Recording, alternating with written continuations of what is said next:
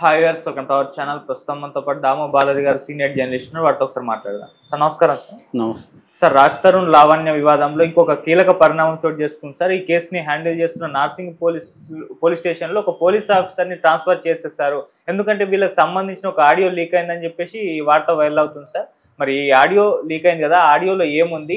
ఆడియోనే ఈ ట్రాన్స్ఫర్మేషన్ కి కారణం అంటారా? మీరేం చెప్తారు ఈ ఇష్యూకి? నేను యాక్చువల్గా లాంగ్ బ్యాక్ చెప్పాను.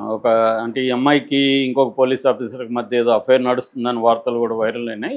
నడిచినా నడవకపోయినా అది మనకు తెలియదు కాబట్టి మనం చెప్పలేము.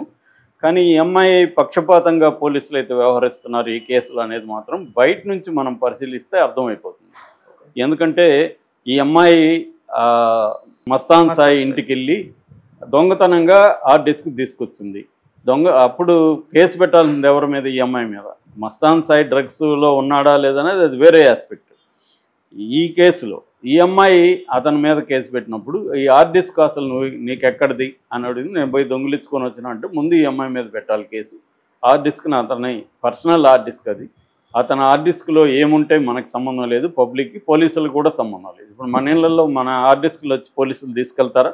తీసుకెళ్లరు కదా. ఏదైనా కేసు ఉండి మన మీద పోలీసులు సెర్చ్ అది కూడా సెర్చ్ వారెంట్ ఉండాలి. చాలా కేసుల్లో వారెంట్ లేకుండా కూడా సెర్చ్ చేయడానికి లేదు. అలా ఉంటుంది చట్టం.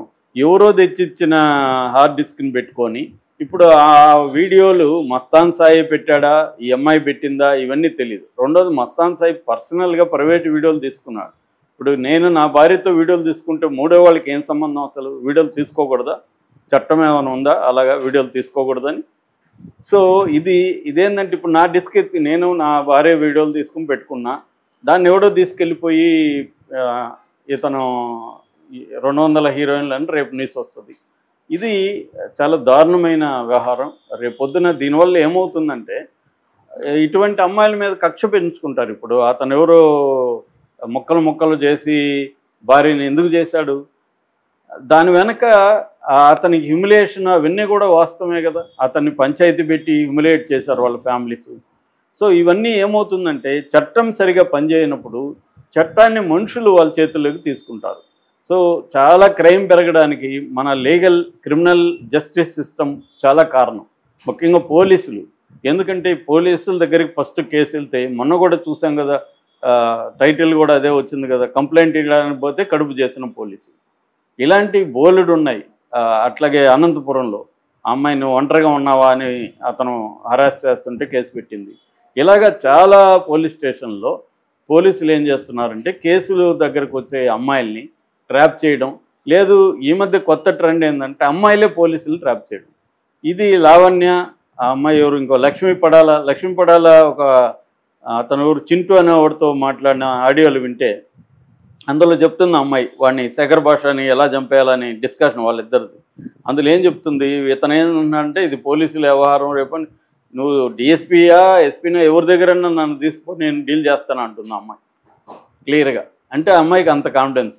నేను పర్సనల్గా చూసిన ఒక కేసులో ఒక హస్బెండ్ని ఇరికించడం కోసం ఒక భార్య ఒక టాప్ పోలీస్ ఆఫీసర్తో పేరు పెట్టుకొని అతన్ని ఇరికించి జైలుకి పంపించింది. ఇది చాలామంది అమ్మాయిలు చేసే పని ఈ మధ్యకాలంలో. అంటే పోలీస్ ఆఫీసర్లతో కూడా వాళ్ళని లైన్లో దించి. అట్లాగే ఈ లక్ష్మీ పడాల కూడా అసిస్టెంట్ ఎస్పీని ఒక అతన్ని కూడా ట్రాప్ చేసింది అనేది మొన్న మహా టీవీలోనే దీని మీద డిస్కషన్ పెట్టారు.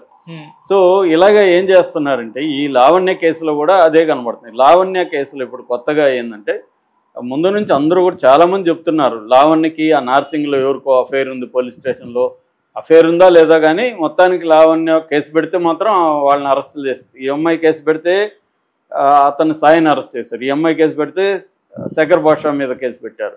ఈ అమ్మాయి ఎవరి మీద కంప్లైంట్ ఇచ్చినా వాళ్ళ మీద చేస్తున్నారు తప్ప ఈ అమ్మాయి మీద చాలా ఎఫ్ఐఆర్లు ఉంటాయి, ఈ అమ్మాయిని ఎందుకు అరెస్ట్ చేయట్లేదు అనేది ఇప్పుడు వస్తుంది. మనకేంటంటే ఇప్పుడు జెండర్ ఈక్వాలిటీ అన్నప్పుడు రెండు వైపులు ఉండాలి కదా. అది అమ్మాయిలకి అన్యాయం జరిగినప్పుడు మనం మాట్లాడాలి, అట్లాగే అబ్బాయిలకి అన్యాయం చేస్తుండే అబ్బాయిల్ని ఇలాగా మోసపూరితంగా కేసులు పెట్టి ఇరికించి జైలుకి పోయి వాళ్ళ లైఫ్ని వాళ్ళ పేరెంట్స్ని వాళ్ళందరినీ ఇబ్బందులు పాలు చేసినప్పుడు కూడా ఖచ్చితంగా దాన్ని ఎత్తి చూపాల్సిన అవసరం ఉంది. సో ఇక్కడ అదే జరిగింది. నేను గతంలో కూడా చెప్పాను, నేను ఎక్కువ వీడియోలు దీని మీద ఈ టాపిక్ పెద్ద ఇంట్రెస్ట్ లేదు నాకు నిజానికి. బట్ నాకున్న ఇంట్రెస్ట్ ఏంటంటే క్రిమినల్ జస్టిస్ సిస్టమ్ ఎలా ఫంక్షన్ అవుతూ ఉంటుంది, దీంట్లో అమ్మాయిలు కానీ అబ్బాయిలు కానీ ఇవాళ ఉన్న కాంటెంపరీ అమ్మాయిలు అబ్బాయిలు ఎలా ఉన్నారు, ఈ కేసుల్ని ఈ క్రిమినల్ జస్టిస్ సిస్టాన్ని తమకు అనుకూలంగా ఎలా మార్చుకుంటున్నారు అనేది మనకి ఇంపార్టెంట్ అనమాట. లావణ్యనా ఎక్సా వైయా జెడ్ అనేది ఇంపార్టెంట్ కాదు. సో ఆ రకంగా తీసుకున్నప్పుడు ఇప్పుడు ఒక న్యూస్ బయటకు వచ్చింది, ఆంధ్రజ్యోతిలోనే నేను చదివాను. అంటే ఎక్కడో వెబ్సైట్లో వస్తే మనం నమ్మలేం, ఆంధ్రజ్యోతిలోనే వచ్చింది. ఆ న్యూస్ ప్రకారం ఏంటంటే అక్కడ డిటెక్టివ్ ఇన్స్పెక్టర్ నార్సింగ్ పోలీస్ స్టేషన్లో డిటెక్టివ్ ఇన్స్పెక్టర్ శ్రీనివాస్ని బదిలీ చేశారు. ఇంకా అఫీషియల్గా అనౌన్స్ చేయలేదు, బదిలీ చేశారు. ఎందుకంటే ఈ అమ్మాయికి అతనికి మధ్య ఆడియో లీక్ అయింది. ఆడియో టెక్స్ట్ కూడా అతను రాశాడు. ఈ అమ్మాయి నేను పోలీస్ స్టేషన్కి వస్తాను, నువ్వు నాకు ఇన్ఫర్మేషన్ ఇవ్వు అని అడుగుతుంది. అతను రావద్దని చెప్తున్నాడు. రావటం లేదని నీకు చెప్పాలా, ఏమవుతుంది వస్తే, ఇప్పుడు నీకు వస్తా అంటే నువ్వేం చేస్తావు, నాకు కావాలి, అర్థం చేసుకో.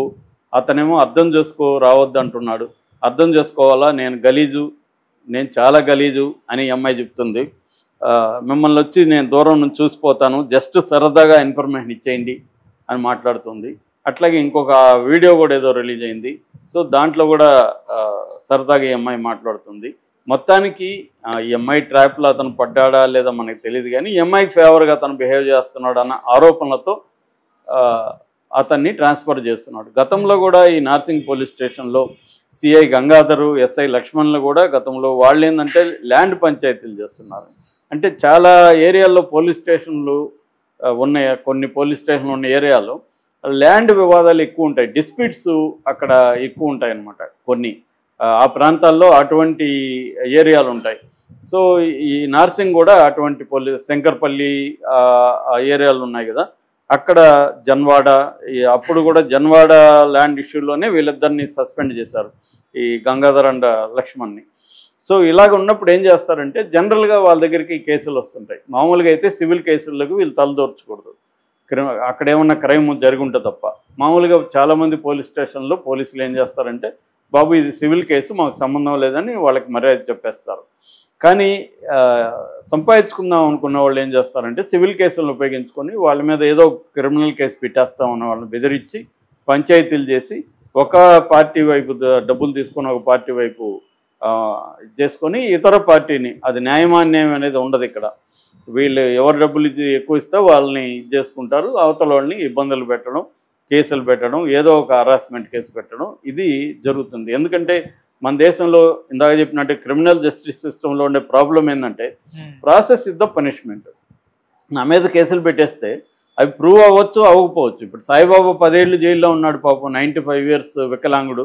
ఆ జైలు వల్లే ఆయన చనిపోయాడు బయటకు వచ్చినాక. ఆయన 10 ఏళ్ళు ఉన్నాక నిర్దోషి అన్నారు, మళ్ళీ 10 ఏళ్ల జీవితాన్ని ఎవరిస్తారు ఆయనకి?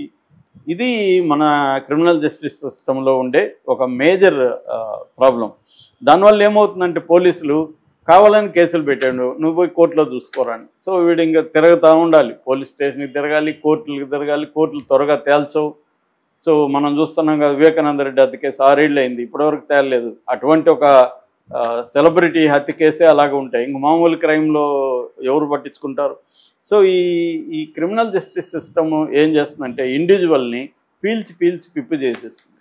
దీనికి భయపడి అందరూ కూడా పోలీసులతోనూ అందరితో కాంప్రమైజ్ అయిపోదామని అనుకుంటారు. సో అలాగా ఇప్పుడు ఈ అమ్మాయి ఏం చేస్తుంది,